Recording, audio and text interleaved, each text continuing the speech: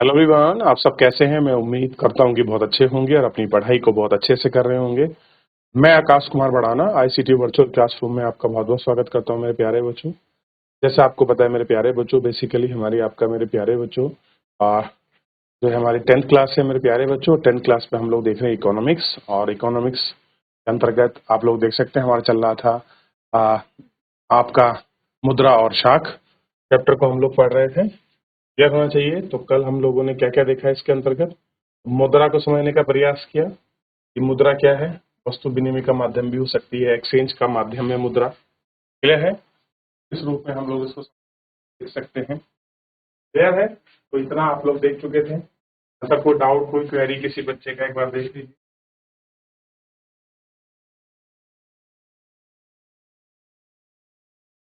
यहाँ तक कोई डाउट, कोई क्वेरी किसी प्रकार का? मेरे प्यारे बच्चों, आगे बढ़ जाएं। मुद्रा के आधुनिक रूप को हम लोग देख चुके हैं कि मुद्रा के जो आधुनिक रूप हैं वो कौन कौन से हैं, कैसे हैं, किस प्रकार के हैं। क्लियर है? कल हम चेक ट्रांजैक्शन सिस्टम को हमने पढ़ा। तो भुगतान सिस्टम है। चलिए देखते हैं और आगे बढ़ रहे हैं हल्के हल्के।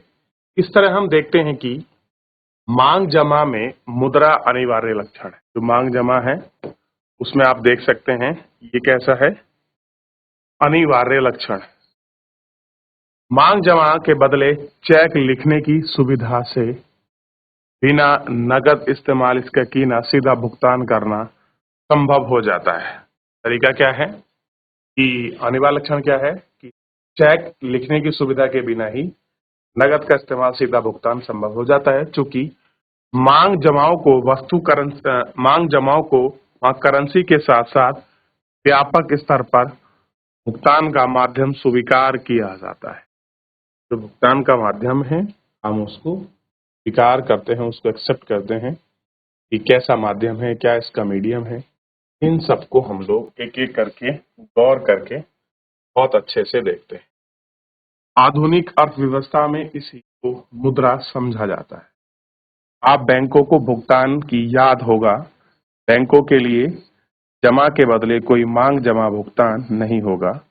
मुद्रा आधुनिक करेंसी के रूप में जमा आधुनिक बैंकिंग प्रणाली में बहुत करीबी से जोड़कर देखा जाता है। क्या होता है ये बैंकिंग, इन सबको जोड़कर देखा जाता है। जैसे देख सकते हैं जो बैंकिंग ट्रांजैक्शन सिस्टम है वो कैसा है, किस प्रकार का है। आगे बढ़े।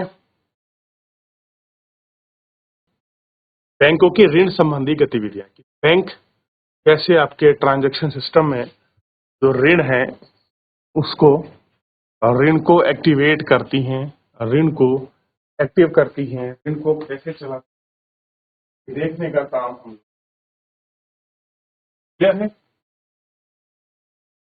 बैंकों की कहानी को आगे बढ़ाते हैं।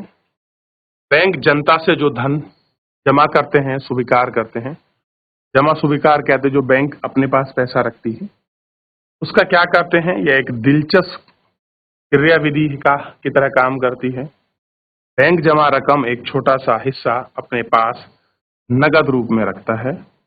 उदाहरण के लिए आजकल भारत में बैंक जमा केवल 15% हिस्सा नगद रूप में अपने पास रख सकती है। किसी एक दिन में जमाकर्ताओं द्वारा धन निकालने की संभावनाओं को देखते हुए यह प्रावधान किया जाता है क्योंकि एक विशेष दिन में केवल कुछ जमाकर्ता ही नगद निकाल सकते हैं, इसलिए बैंक का काम इतने नगद से आराम से चल जाता है।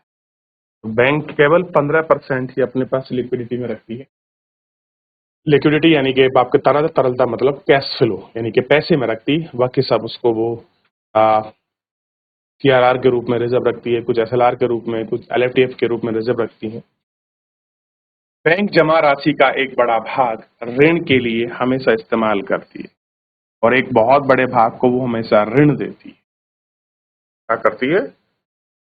हमेशा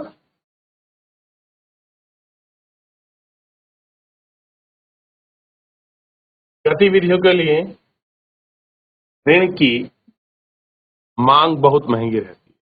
इसके बारे में आप घंटों में पढ़ेंगे कि बैंक जमा राशि लोगों की ऋण आवश्यकताओं को पूरा करने के लिए इस्तेमाल करते हैं। इस तरह से बैंक अपने पास अतिरिक्त राशियां हैं, जैसे उन्हें राशि की जरूरत, कर्जदार के बीच मध्यस्थता का काम करने, बैंक जमा करने, ब्याज देने और उससे ज्यादा ब्याज लेने पर है।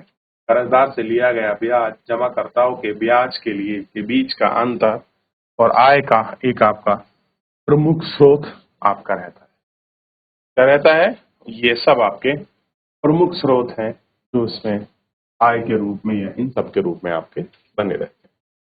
क्लियर है? जो आप इनको देख सकते देख लिया। जमाकर्ता लोग करते हैं, धन निकालते हैं और ब्याज पाते हैं। लोग ऋण ऋण लेते हैं और कर्जदार हैं और ऋण लौटाते हैं और ब्याज देते हैं।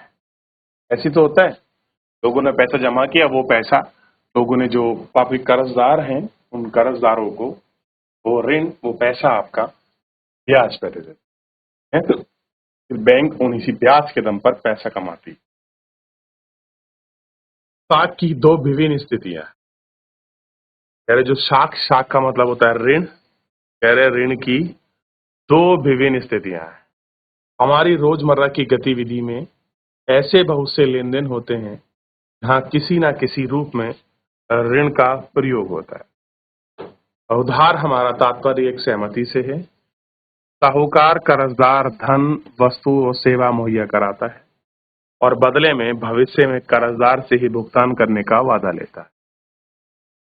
हम निम्नलिखित दो उदाहरणों को देख सकते हैं कि ऋण की भूमिका क्या होती है। कह रहे भाई ऋण क्या होता है, कैसे इसकी अदायगी होती है। हम इसे दो भूमिकाओं में समझ सकते हैं। दो भूमिकाओं की तरफ में हम देख सकते हैं कि आखिर में ये क्या होता है, किस तरह का। अब आप देख सकते हैं त्योहारों का मौसम आपको जरूरत पड़ती है, लोगों को जरूरत पड़ती है। अब से 2 महीने बाद त्योहार का मौसम है। जूता निर्माता सलीम के पास शहर के एक बड़े व्यापारी से 3000 जोड़ी जूते की मांग आती है। उसने 1 महीने के अंदर पूरा करना है। उत्पादन के काम के समय पर पूरा करने के लिए सलीम को सिलाई और चिपकन के काम के लिए अतिरिक्त मजदूरी रखने की आवश्यकता है। कच्चा माल भी खरीदना पड़ेगा। इन सभी खर्चों को पूरा करने के लिए सलीम दो स्रोतों का ऋण लेता है। पहला, चमड़ा व्यापारी से चमड़ा का प्रस्ताव रखता है और भुगतान के वादा करता है। दूसरा, व्यापारी 1000 जूते की अग्रिम भुगतान के रूप में नकद कर्ज लेता है तथा महीना खत्म होने से पूर्व भी वादा करता है। भैया जैसे ही आपका मंथ एंड हो जाएगा, मंथ एंड होने के बाद हम लोग क्या करेंगे, उसको आपका पूरा कर देंगे तो उसको पहुंचा देंगे। ठीक है।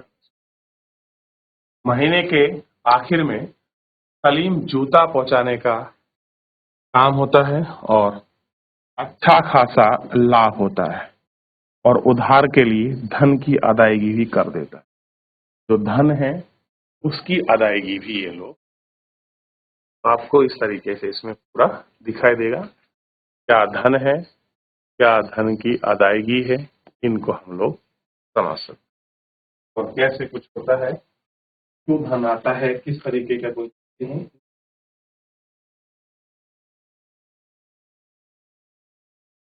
सलीम उत्पादन के लिए कार्यशील पूंजी की जरूरत है तो उसे ऋण को से वो किससे पूरा करेगा, ऋण। सलीम को पैसा चाहिए और उसको वो कार्यशील पूंजी की जरूरत है और ऋण को पूरा का वादा करता है और उत्पादन के लिए वह कार्यशील खर्चा तथा उत्पादन को पूरा करने के लिए मदद करता है। वह अपनी कमाई बढ़ाता है और इस प्रकार ऋण एक महत्वपूर्ण सकारात्मक भूमिका अदा करता है।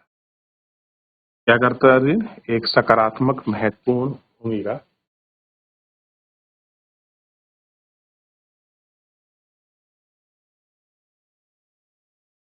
सपना की समस्या।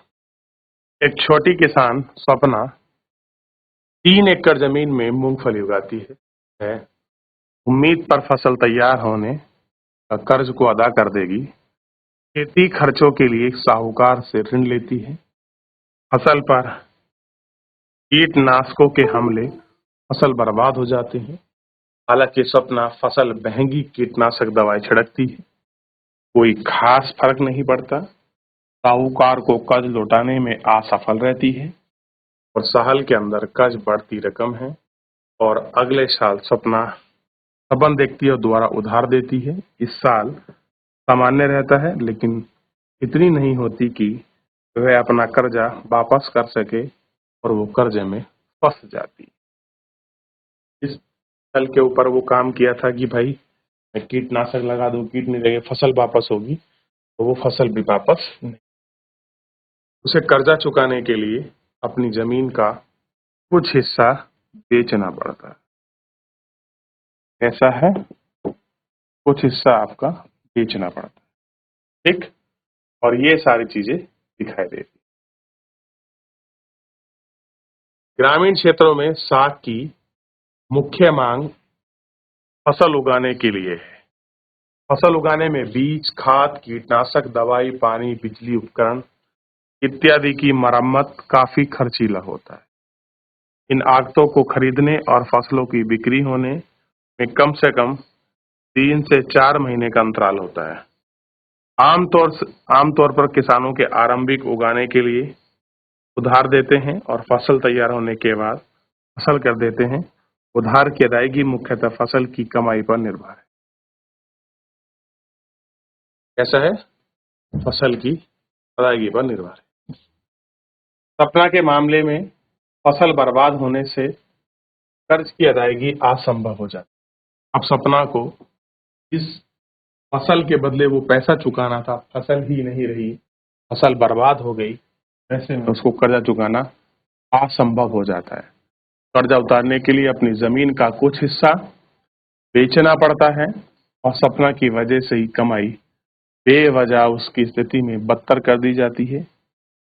भाषा के कर्ज के जाल कहा जाता है। इस मामले में ऋण जाल को में ऐसी परिस्थिति में धकेल देते हैं कि जहां बाहर निकलना काफी कष्टदायक हो जाता होता है। बाहर निकलना का कष्टदायक होता है। जब अगर आप एक बार फंस गए उस ऋण जाल में तो बड़ा मुश्किल है।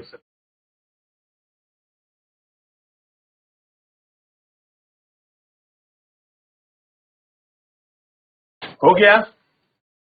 चलिए, तो इतना आपको ध्यान रखना है कि ऋण जाल में फंसा कोई व्यक्ति, क्या उसको निकलना ऋण जाल से आसान होता है? तो नहीं, ये एक कठिन प्रक्रिया है और इसमें निकलना बड़ा कठिन होता है। चलिए, फिलहाल आज के इस लेक्चर में इतना ही करेंगे, मिलेंगे नेक्स्ट लेक्चर में। धन्यवाद।